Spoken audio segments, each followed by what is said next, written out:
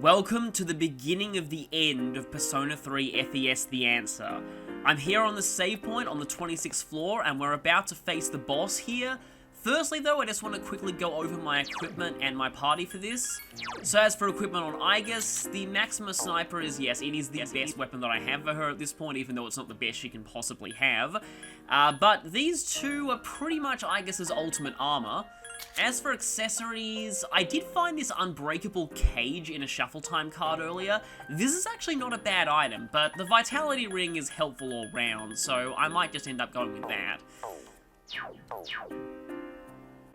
So here's Yukari's equipment, here's Koromaru, and here's Metis. As for the personas that I have, and these are the personas that I'm going to be bringing into the endgame fights, I wish I was able to get Thanatos, I just couldn't find any good combination to fuse him, unfortunately.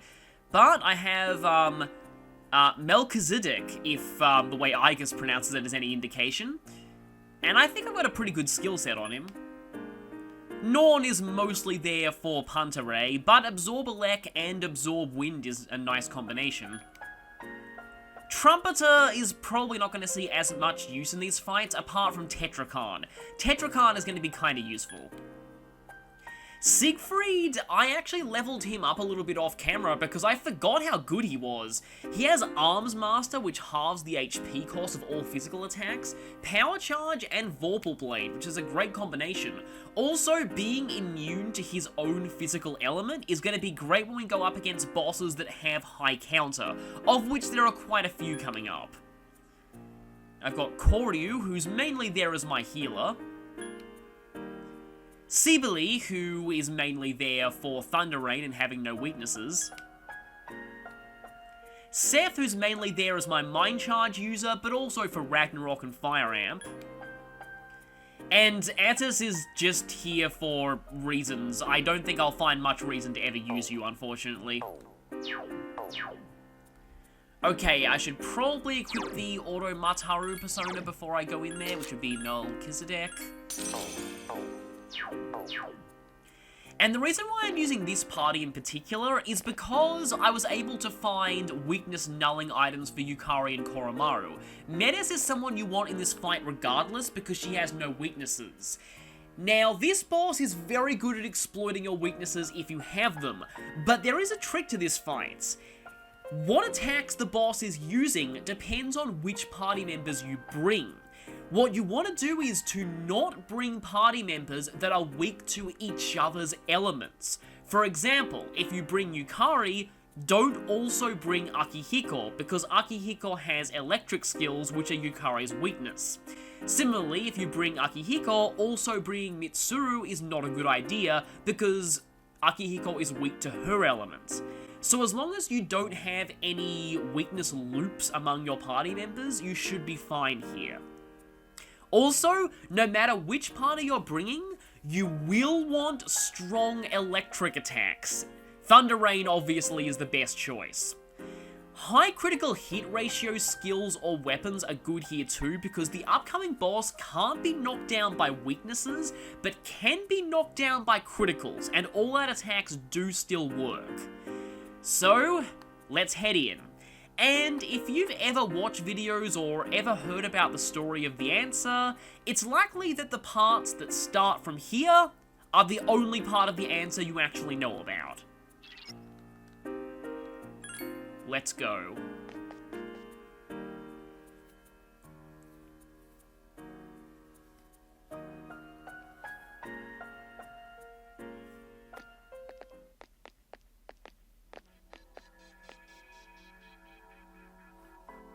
Is this the deepest part of the Abyss of Time?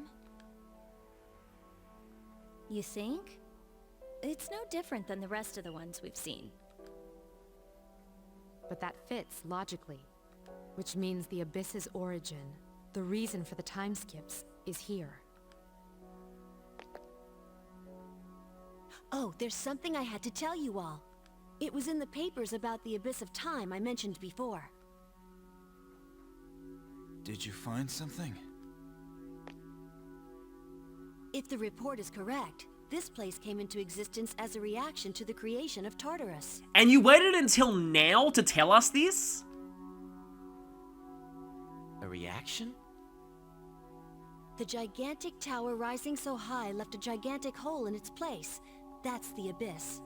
So in some ways, it's kind of like the literal shadow of Tartarus. Does that mean they've known about this place for 10 years? They decided it would be harmless if left alone, since it would probably disappear with Tartarus. Look how well that turned out for them. But it also said that since the Abyss is just a byproduct, there should be no shadows in it. Wait a sec. There's a friggin' ton of shadows here. And if it was supposed to go poof along with Tartarus, why are we standing in it now? Did they forget a decimal place or something?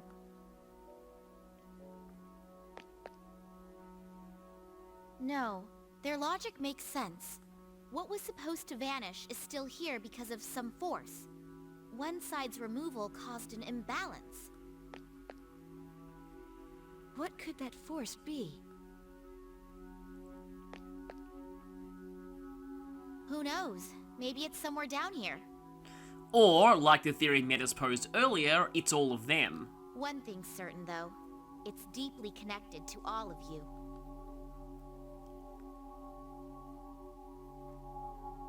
What's up with that?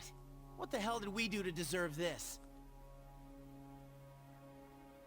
Well, there's another door. If that's here, then maybe...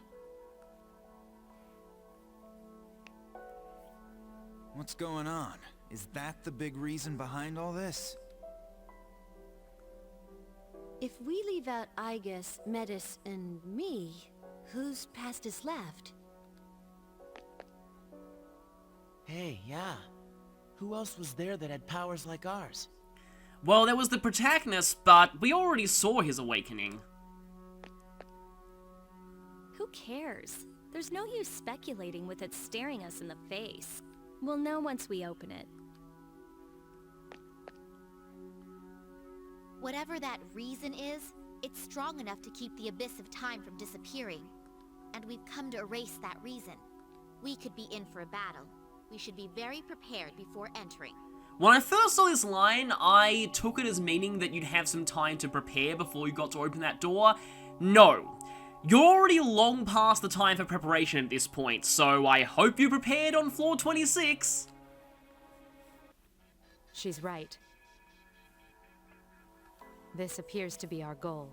Don't worry, we can do this.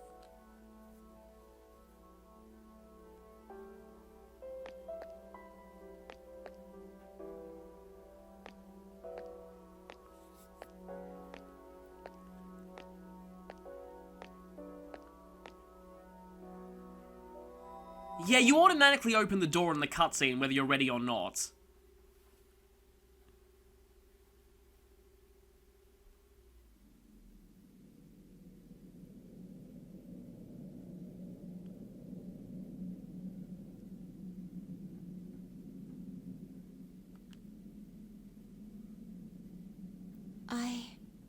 I am...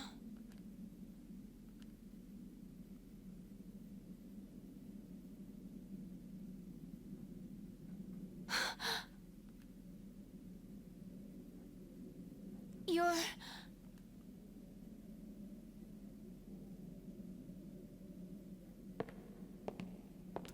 Wait! Please, wait!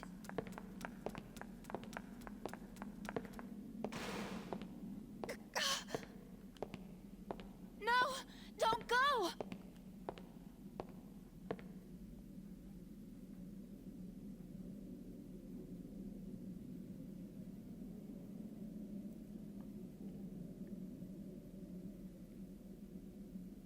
I promised to protect you.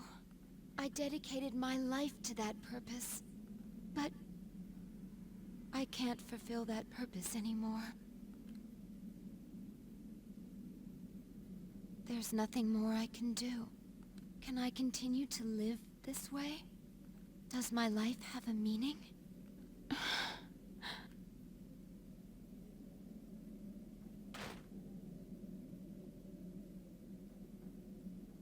so. I wish I could return to being a mere machine.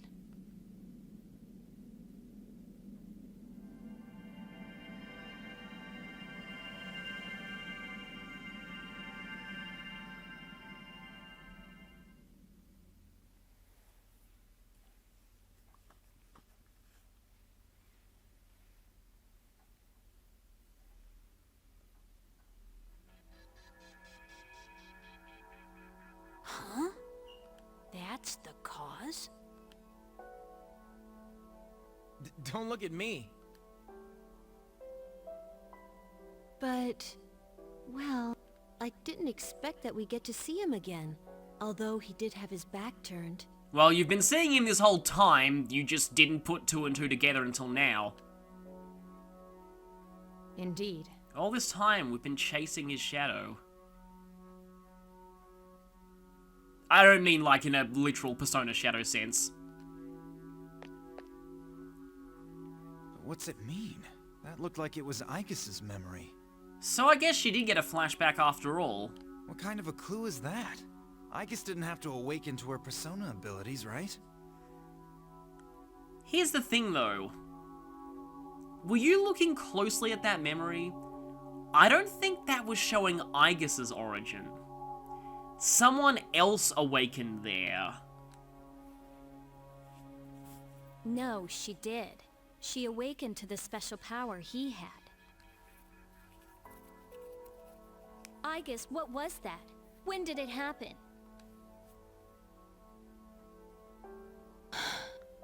I always woke up to that.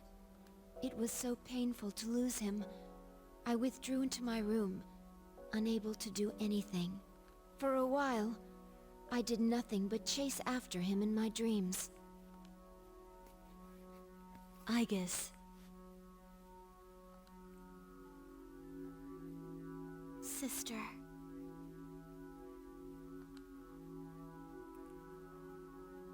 But after a while, I stopped dreaming entirely. It felt like a weight on my chest lightened and fell off. That wasn't the right way to go about it. That's just forgetting that you ever had emotions in the first place. That must have been the last of the dreams I had. But I don't see what that has to do with my awakening.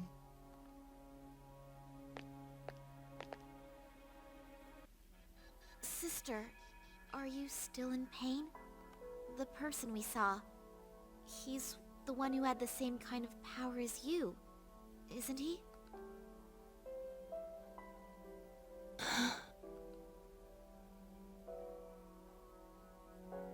So that's the big cause of all this? That didn't explain anything. Actually explain quite a lot when you think about it. Don't you get it? What we saw was only my sister's memory. But all of you want to see him again, right? Then the answer is obvious. What's that supposed to mean? Which is kind of Yukari's catchphrase at this point. What I said at the start was right all along. The fastest way to solve this would be to eliminate all of you. Oh no, let's not do this again.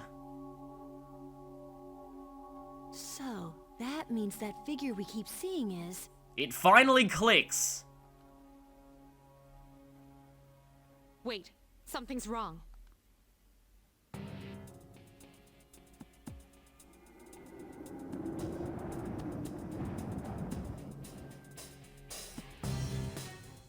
What the... Just as I thought. It's coming. The monster that's taken the shape of your regrets.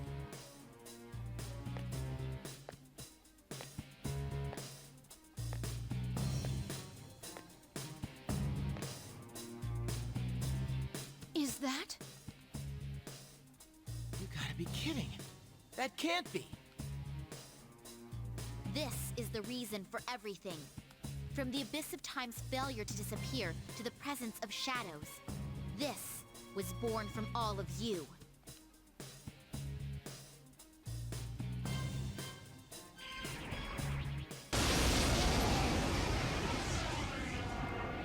And now, we have to end this. This is everyone's regrets and wishes to see the protagonist again. This is our regrets given form. Given form, and it's now trying to kill us. This is officially question mark, but a lot of people refer to this boss as the Shadow of Doubt. Give me a sec. I'll scan the You target. want to make sure to scan it though. So, as of which persona we're using here, you want something that is good against piercing attacks for now. Which, let me just check. I think Addis is actually my best bet here. I'm gonna let the scan go through before I can fully talk about this. I won't lose. So, did you notice he just blocked pierce attacks? It's strong against darkness. Well, like every boss it is, but he also nulls pierce for some reason. So, the Shadow of Doubt has the following skills in every form. So, you will always have to deal with each of these, including one very interesting one that gives him essentially an amp skill on all of his physical attacks. But we're about to realize just why he nulls pierce.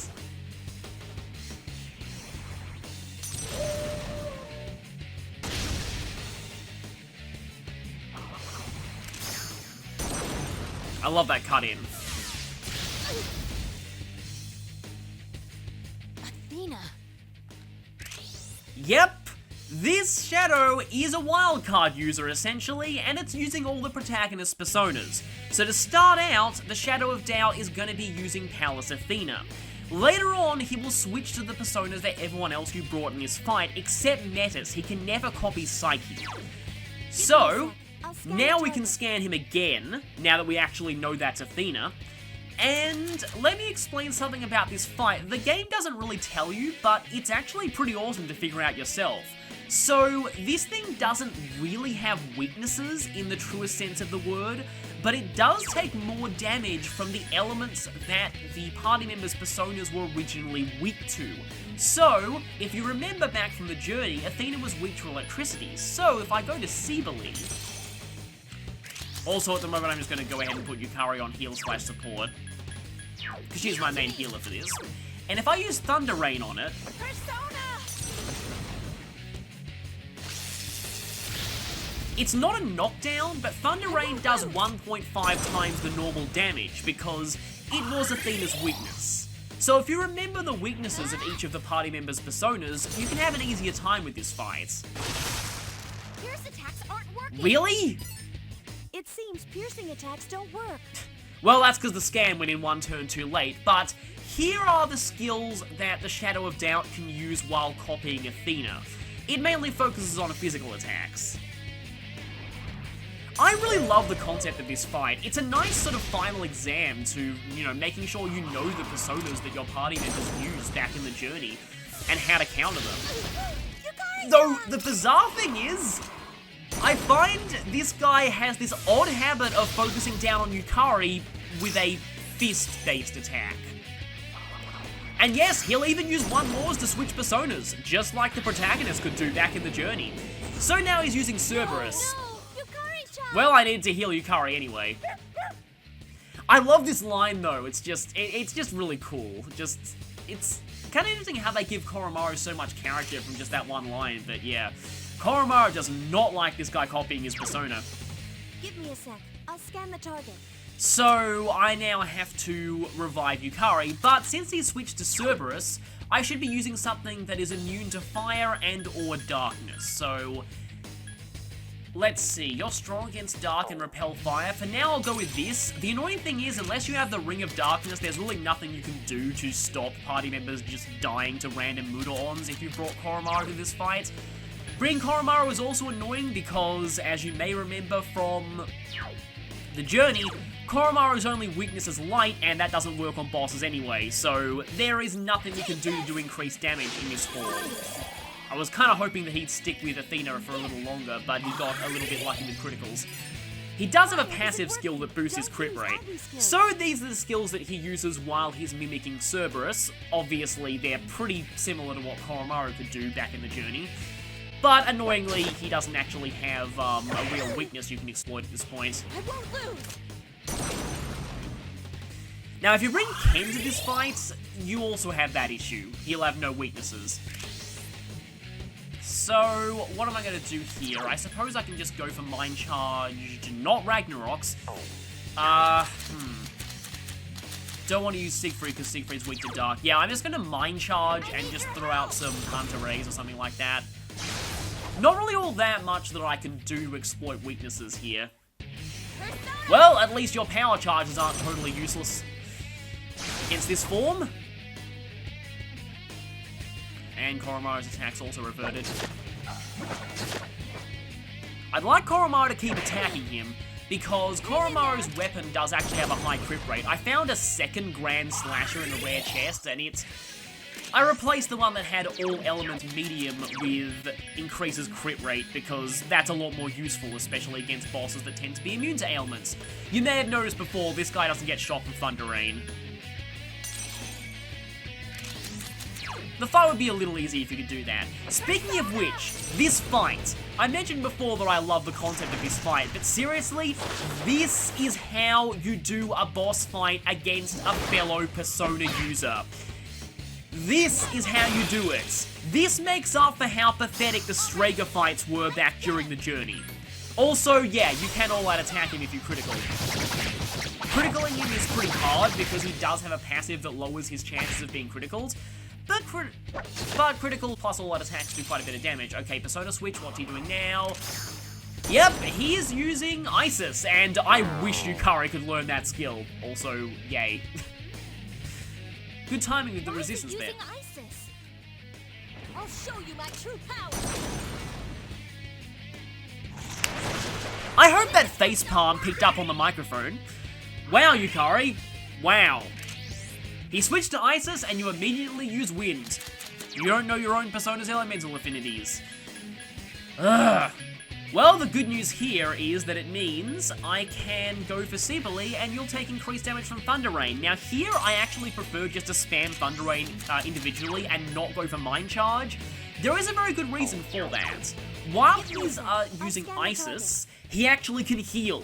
Thankfully, it's not Diarahan. He can use Mediarama, but he does have Divine Grace while using Isis, so that's an increased healing rate from healing skills. So here you just want to be spamming damaging attacks to out-damage his potential healing. It's strong against darkness. Other than that, he mainly uses wind skills in this form. So we've seen every persona that he can use for the party members that I've currently brought, but I'll be showing on screen the stats for all of his other personas later. Okay, Windbreaker is at least somewhat useful here, but I'd like you to heal Koromaru. Thankfully, she'll get a turn before Koromaru goes, so I can spend this turn using Thunder Rain again. If you know your party's members' personas, this isn't a particularly tough fight, but it's definitely not an easy fight by any means, and I really like that. Like I said, this is how you do a boss fight against a fellow Persona user, not the complete joke that was Strega. Oh boy, Pantaray again. At least he's not healing, and at least he's being an idiot. Thank you. Hang in there. And thanks for healing Koromaru there. Okay, can I actually hit with Thunder Rain this time? That'd be nice.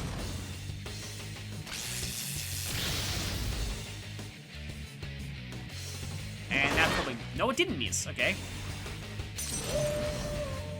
He's getting fairly low on health. I have a feeling he might switch back to Athena soon.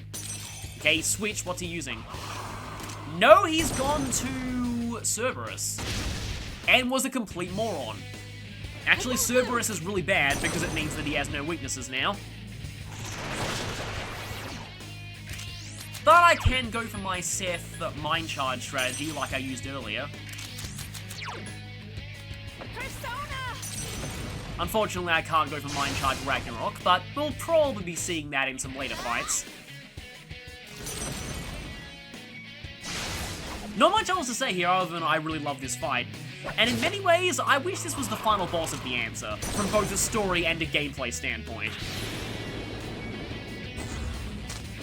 Oh, that wasn't good. Yeah, I had a feeling something like that might happen sooner or later.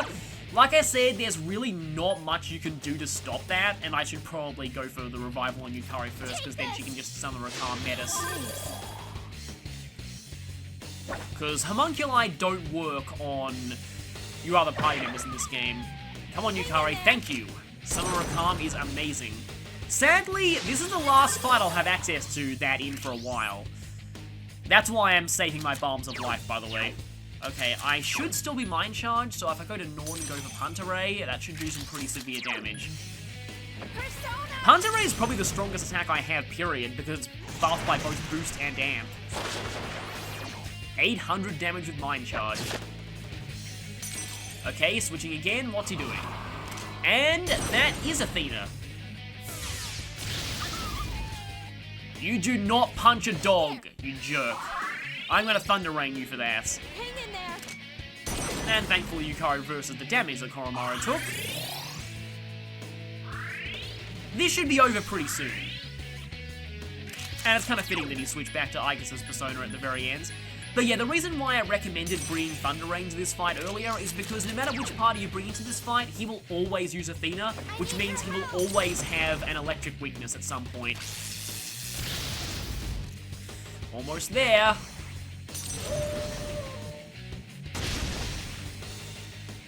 Not quite down. Come on, we are this close to conquering our grief in physical form. Oh no, that's bad.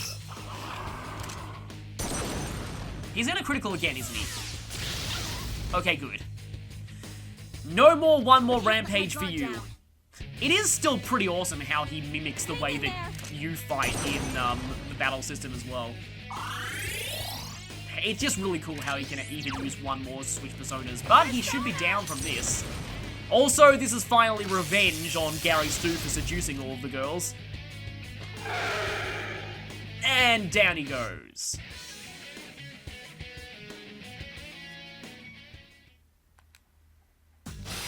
And we level up past 80 from that, fittingly.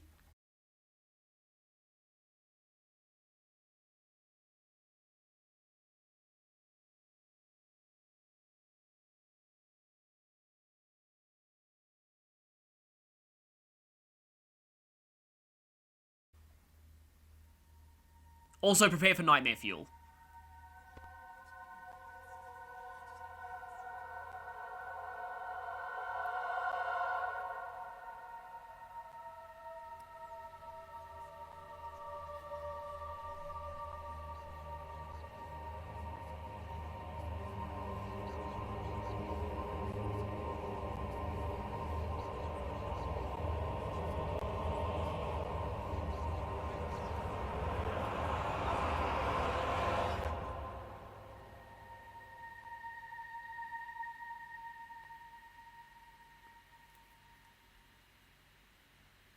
Well, that was unnecessarily creepy.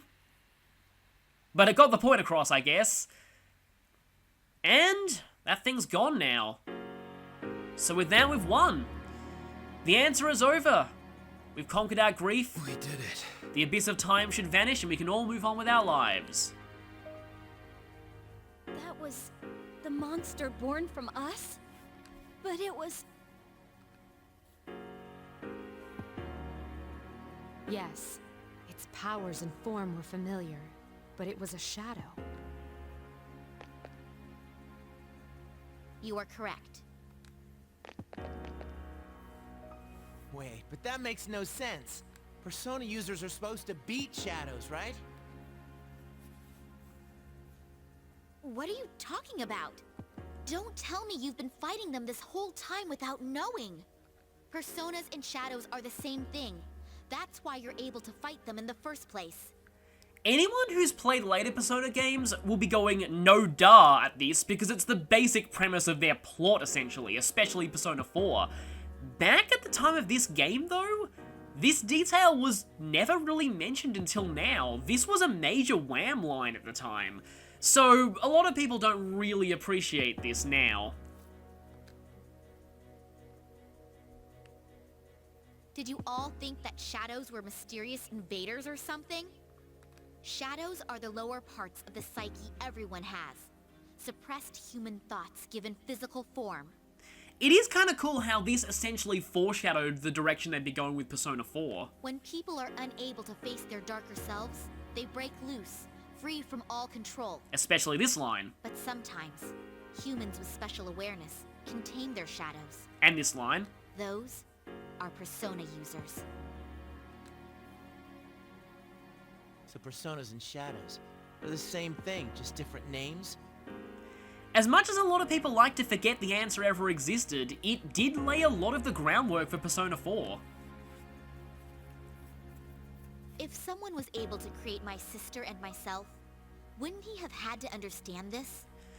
Yeah, you wonder just how much the Kirijo group higher-ups knew about this kind of thing. All those people lost their lives.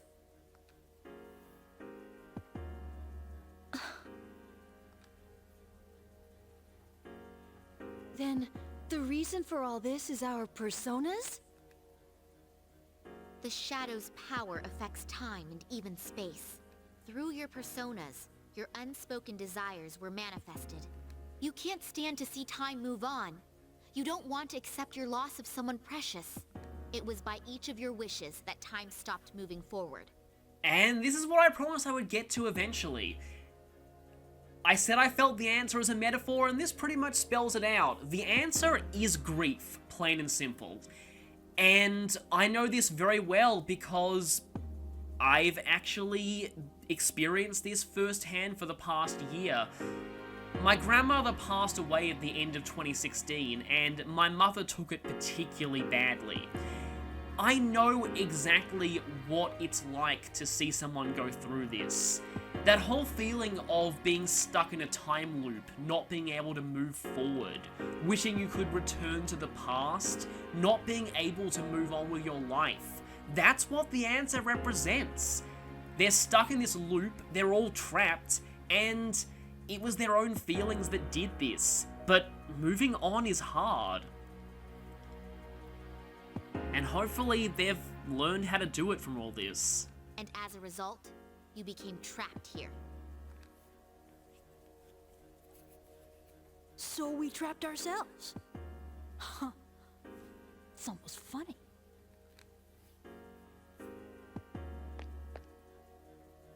Whatever the reason was, we beat that thing. We won. That should solve all this, right? Like I said earlier, you'd think. Yes, that is correct. If we return to the dorm, we may be able to go outside.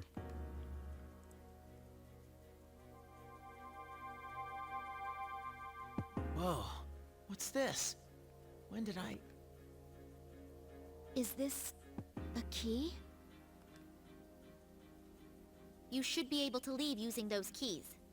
Once you make it outside, the Abyss of Time should disappear on its own.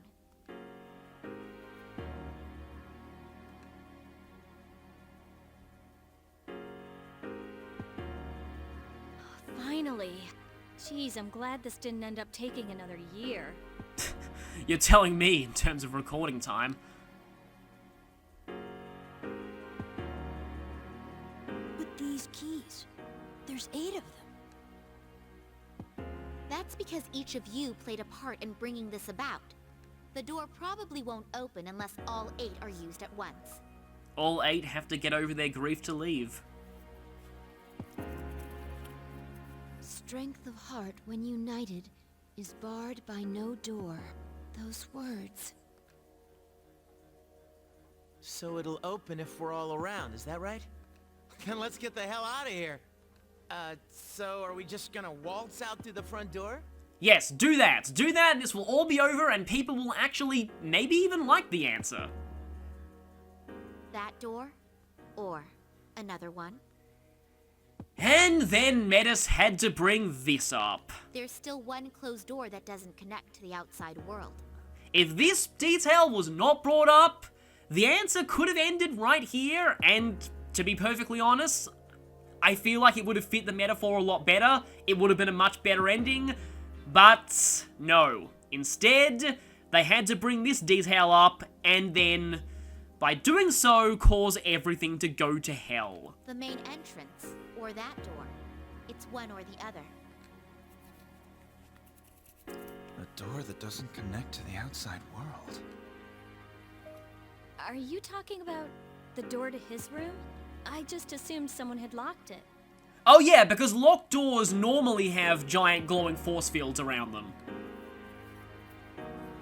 That door has the same feel as the doors to the past we've been going through up to now. What do you mean by one or the other? If we open it, won't it just connect to another past? That's right. If you go through the entrance, you'll return to the present. But that door leads to the past. The past? The world of the past. You've all been there many times now. But this time, the abyss will disappear once you go through the door. You'll be in the true past. Is that true? Why would I lie about something like this? Well, if you hadn't brought it up, then this would all have been over. If you don't believe me, then why don't you try leaving through the entrance? To accept the past or to revisit it. You're saying that in the end, we have to choose.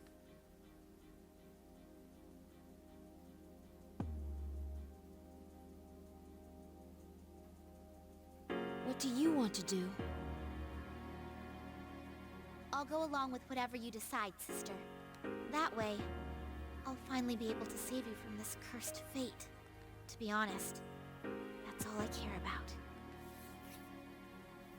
Cursed fate? Which one are you going to choose, sister?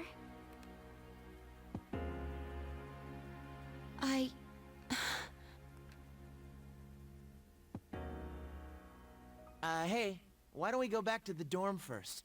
This is way too heavy to decide right here. Plus, we just beat a boss I kind of want to save. I agree.